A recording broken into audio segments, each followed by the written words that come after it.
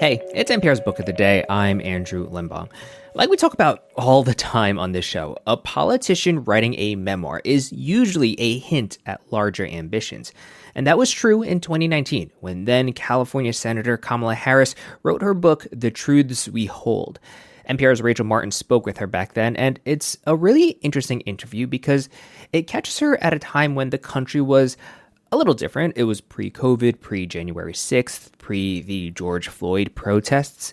And yet, in a lot of ways, the country was the same, such that her insights as to who former President Donald Trump is and what she thinks makes her an apt leader are still worth hearing, especially now that those larger ambitions I mentioned have manifested. She is now, of course, the presumptive lead of the Democratic presidential ticket. Her interview just after the break.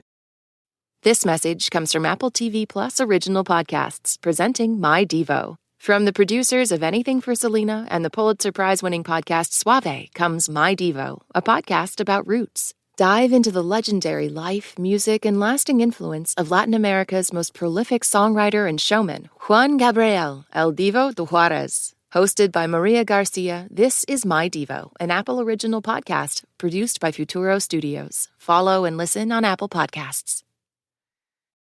Support for this podcast and the following message come from BetterHelp. It's easy to compare your life to everyone else's, but comparison is the thief of joy.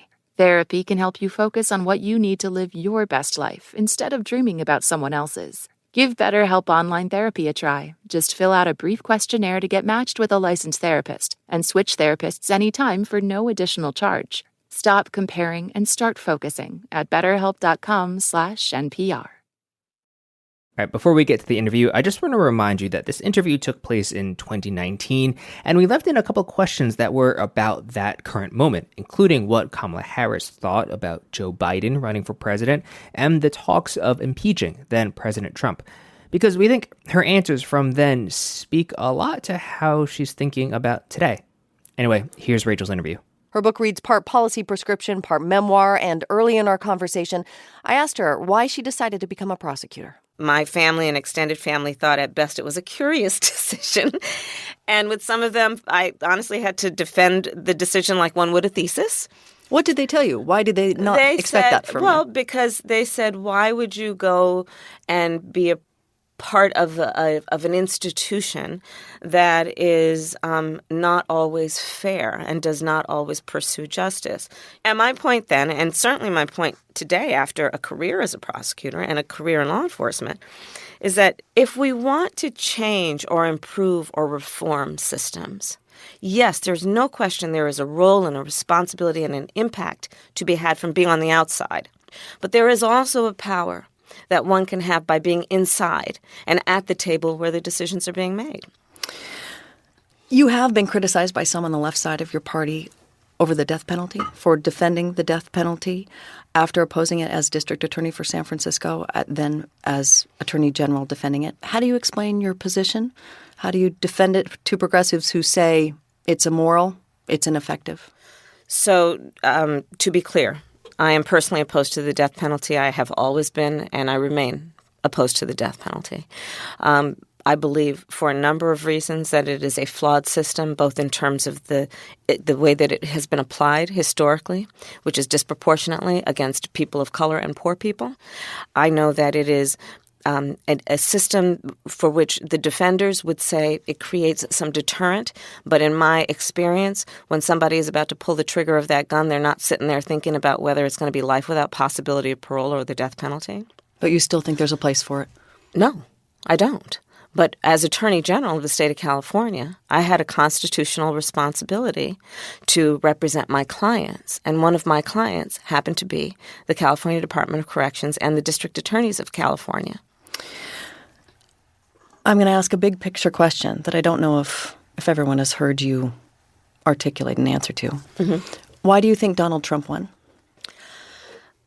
I'll give you a crude analysis. Over the last 10 years in our country, at least, we've seen an incredible amount of change. People are reading about the browning of America, and the immigrants are coming. And we had Barack Obama as president, and then we had a woman running for president, and then gay people can marry, and oh my God, oh my God. So there's an incredible amount of change that has happened in a relatively short period of time. And it has understandably left a lot of people feeling displaced, wondering and asking a question about where do they fit in. And he read it. He read it accurately. You give him credit for that. He read it accurately. And then he took it to the lowest common denominator. Hillary Clinton characterized Trump supporters as a basket of deplorables. How would you characterize people who supported Donald Trump? I think that there are a lot of different people who supported Donald Trump, and I am not going to put them in any one category because it's as diverse a group as we are Americans. The front page of the New York Times on Sunday had an article titled as follows: Democrats puzzle over whether a woman will beat Trump. Have you heard this kind of question? Do people actually say this out loud in the Democratic Party? Do they whisper it? Well, I will tell you, in my career, people whisper it, they murmur it, they speak it, sometimes they shout it. I've heard it for every office I've run for. When I ran to be district attorney of San Francisco, challenging an incumbent, people have notions about what and who San Francisco is. They think it's this progressive town of, forward-thinking people. Well, yeah, there are a lot, but there had never been a woman to be district attorney of San Francisco when I ran, and many told me there's never been anyone like you, and people aren't probably ready for you. So this idea that America is not ready, look what happened to Hillary Clinton and Donald Trump, he's got all these white male voters who are really I heard it in again his when I base. ran for Attorney General of California. You can best believe people said they're not ready for you to be the top cop of this state. But I won. I won because I didn't listen. Do you think that makes you more appealing to voters in swing states or states that went explicitly for Donald Trump? If I run, we'll see. You mentioned in your book about your relationship with the former Attorney General of Delaware, Beau Biden, who passed away a few years ago of cancer.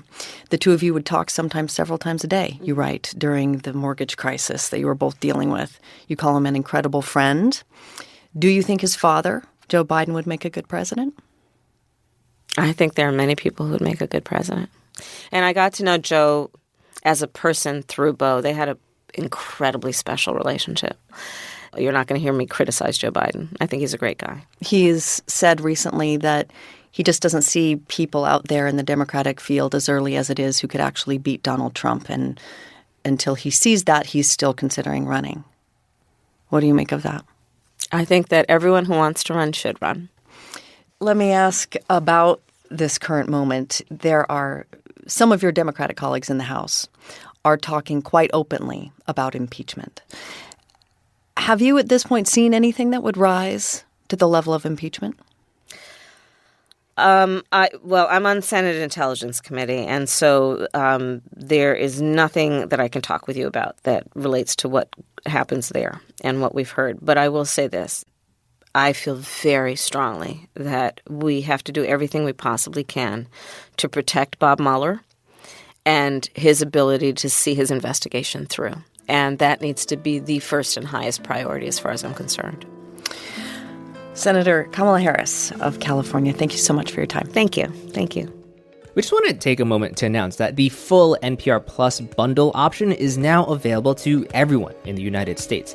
NPR Plus includes more than 20 sponsor-free podcasts, including NPR's Book of the Day, with more on the way. Some shows have bonus episodes, others have archive access or early access, and the bundle also includes extra perks, like exclusive podcasts and discounts for the NPR Shop and NPR Wine Club.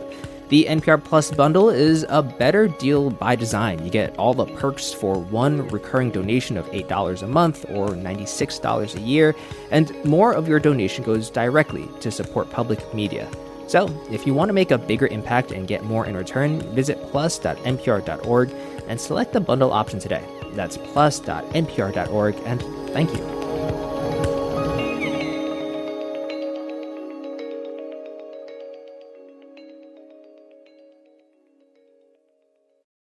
This message comes from NPR sponsor Mint Mobile. From the gas pump to the grocery store, inflation is everywhere.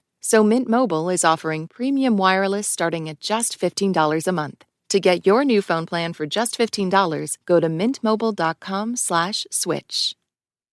This message comes from NPR sponsor Merrill. Whatever your financial goals are, you want a straightforward path there. But the real world doesn't usually work that way. Merrill understands that. That's why, with a dedicated Merrill advisor, you get a personalized plan and a clear path forward. Go to ml.com/bullish to learn more. Merrill, a Bank of America company. What would you like the power to do? Investing involves risk. Merrill Lynch, Pierce, Fenner & Smith Incorporated, registered broker-dealer, registered investment advisor, member SIPC.